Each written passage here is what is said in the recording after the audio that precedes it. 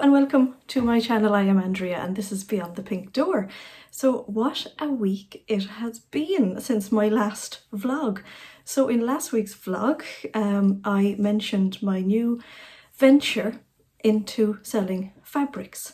Now this is something that just happened over the last couple of weeks, to be perfectly honest.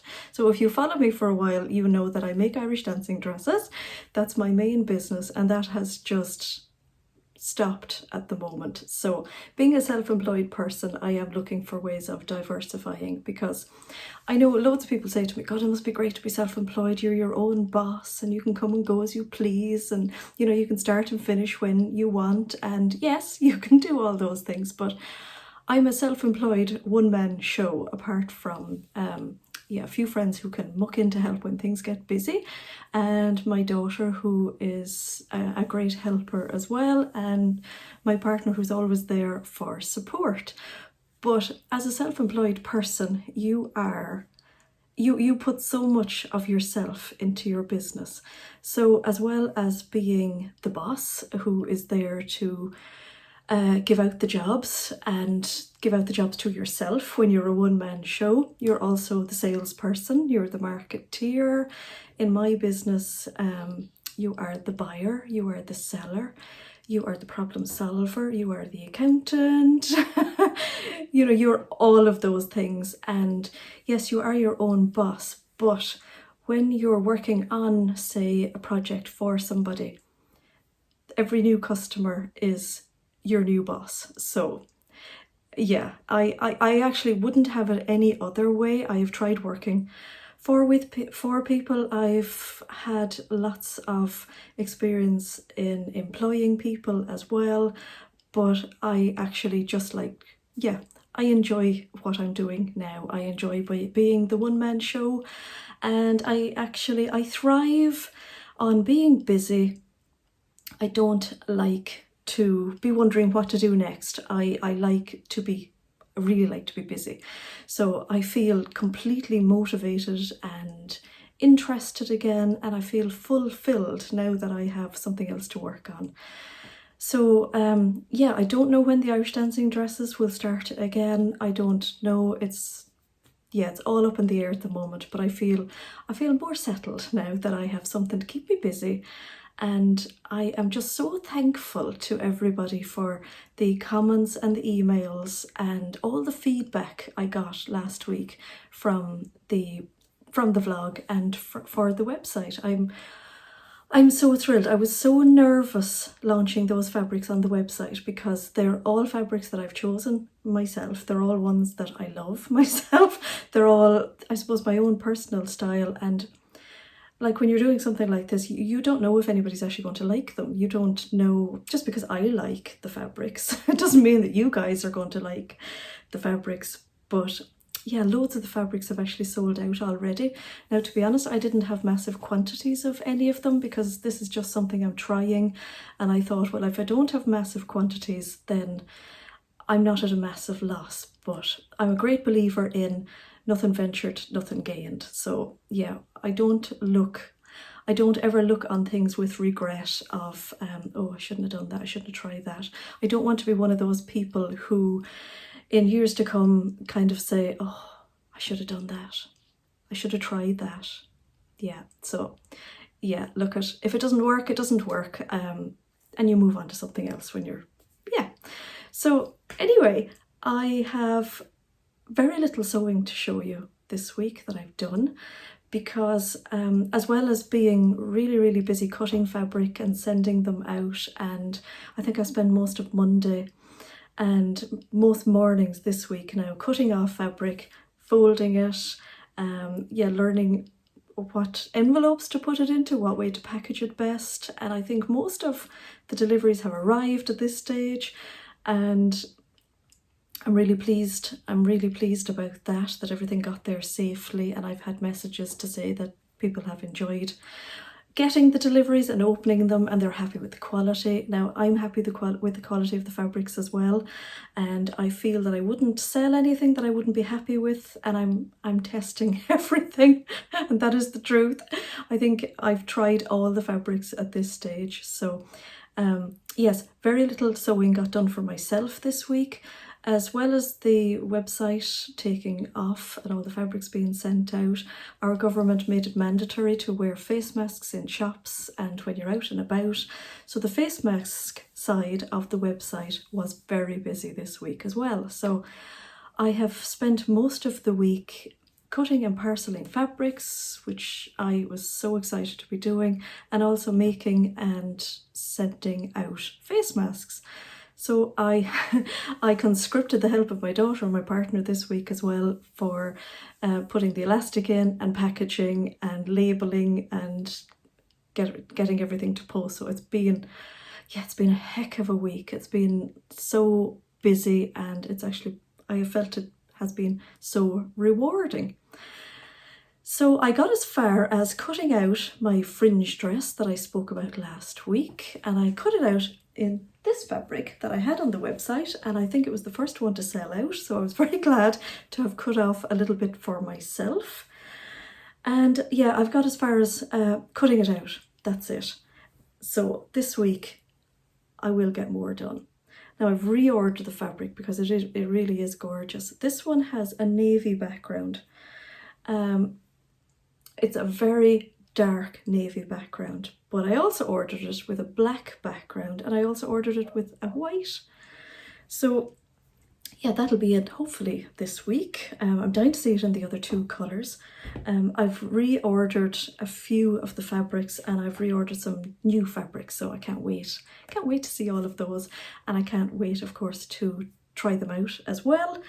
So I'm going to make this fringe dress during the week. Now I've worn my other fringe dress a lot, and I found over wearing it that the bodice just feels slightly too short. Now, I'm only 5 foot, so I don't usually have the problem with the bodice feeling too short. And I've looked at loads of people wearing the fringe dress, and it seems to land in and about the waist, but mine actually feels very slightly empire line. So I have a funny feeling that's because I did a French seam on the shoulder seam, and I also would have taken a little bit more out of the bodice where it joins the skirt with the way I did the gathering. So that was something I wasn't bothered about because I always have to shorten up the bodices by about an inch. But yeah, it just feels just a little bit too short and slightly on the maternity feel, which I don't want to be wearing. So I've cut this one out about maybe a centimetre longer just to see how that's going to work out.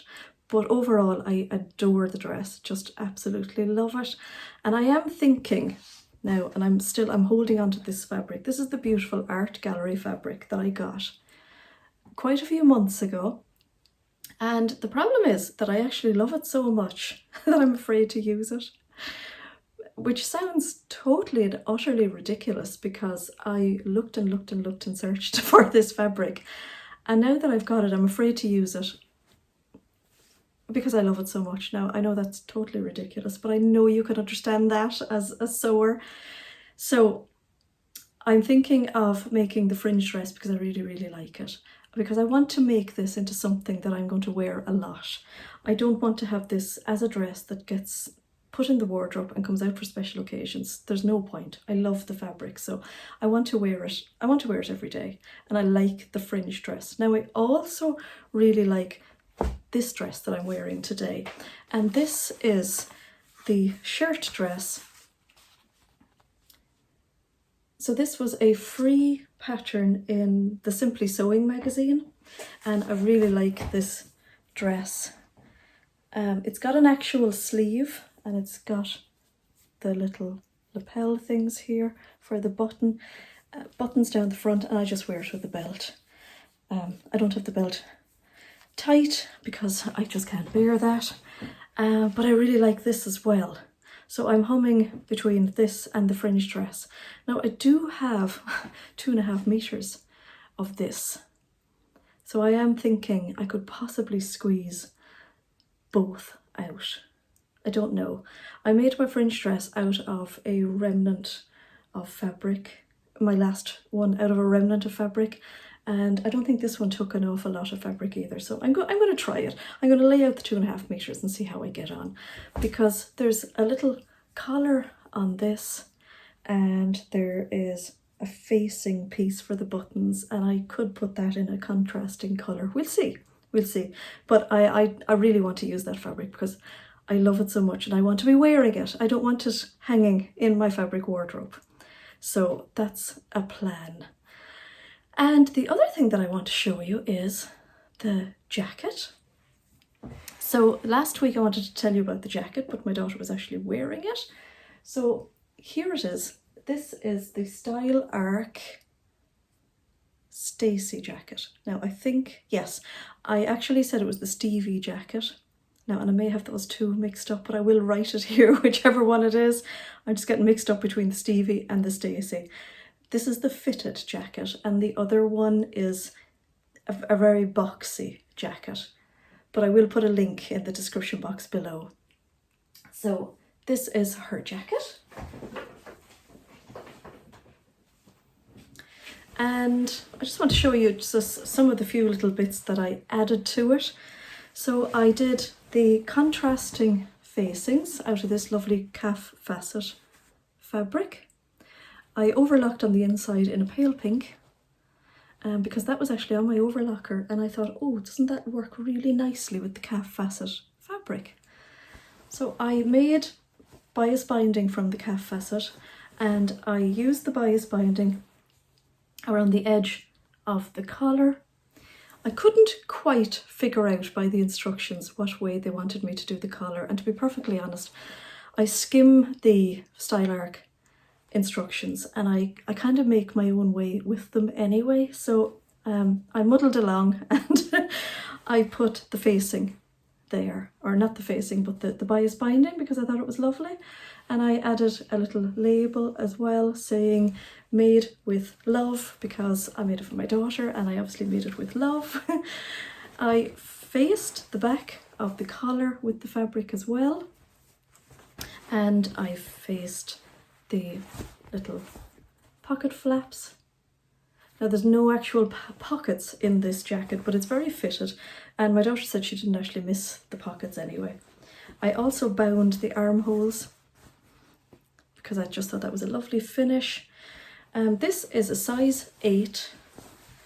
She's normally a size 4, and the only change I made on this, if you didn't see the previous vlogs, is I took in the side seam. And you can see there, it's a wide side seam. I used basically the double seam allowance, that's all I did. I didn't cut it off, I just left it on it.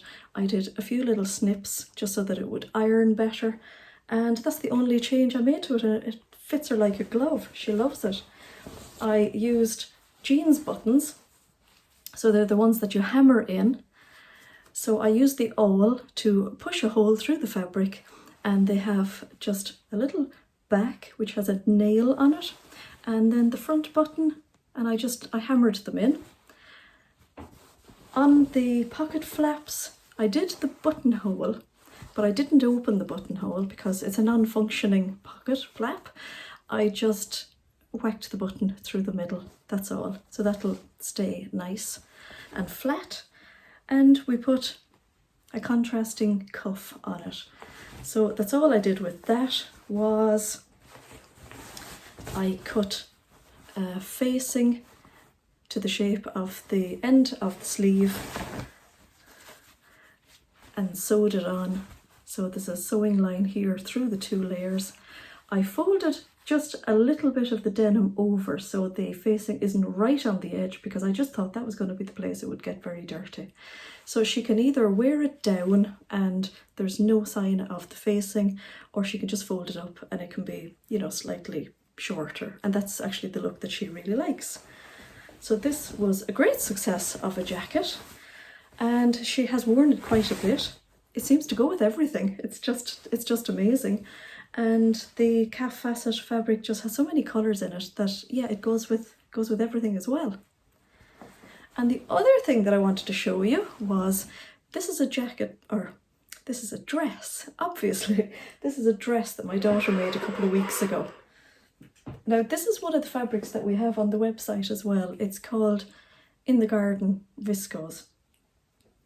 And that's exactly what it is. It's got loads of colours, got really lovely colours.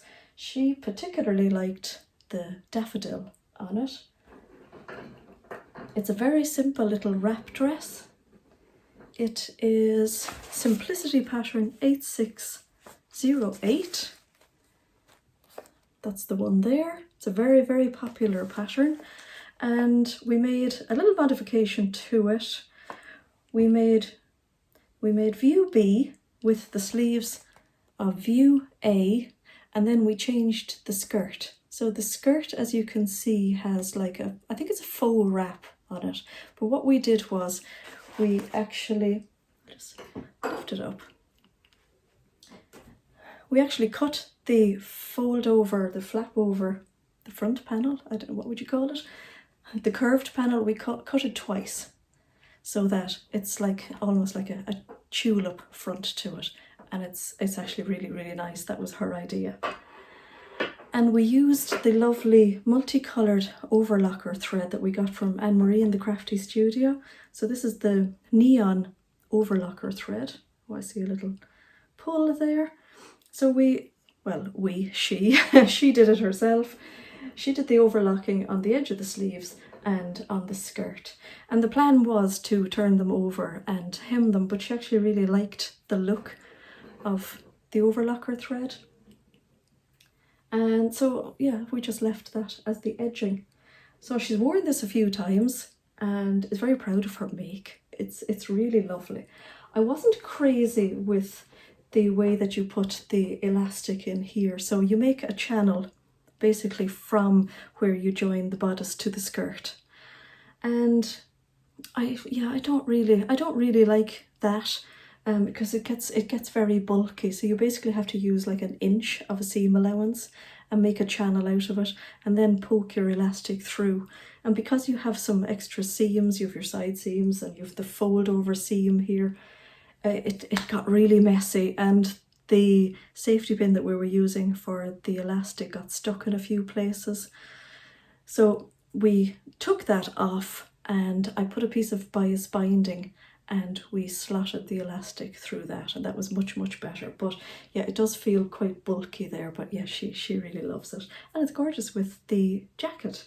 So yeah, that's a lovely, lovely viscose. She's worn it a few times and we've washed it. I didn't do a great job of ironing it, to be perfectly honest.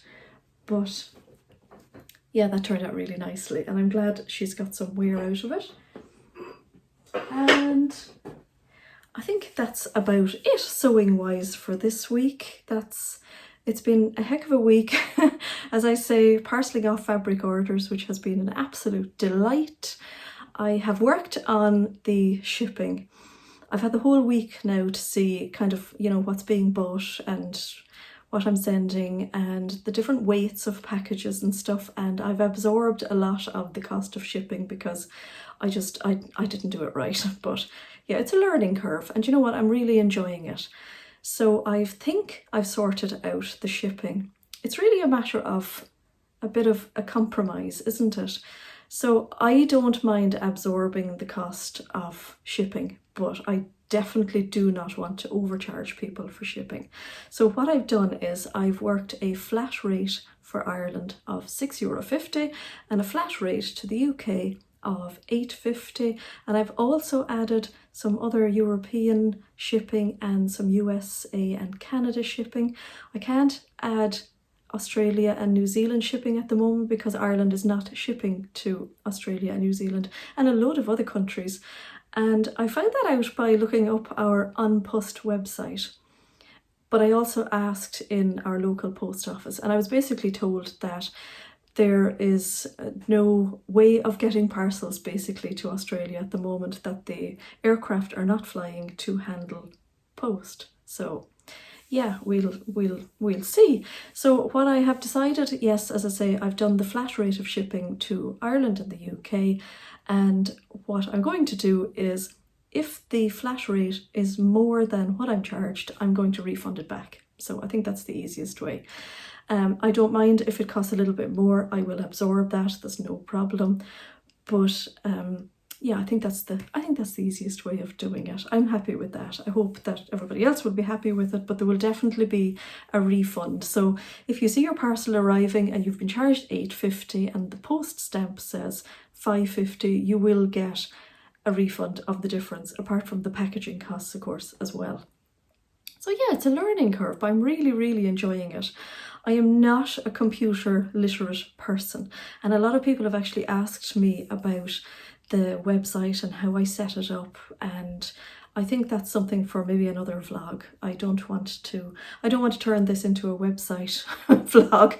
This is a sewing vlog, so I want to be showing you fabrics and things that I'm making, but basically it's a Shopify website.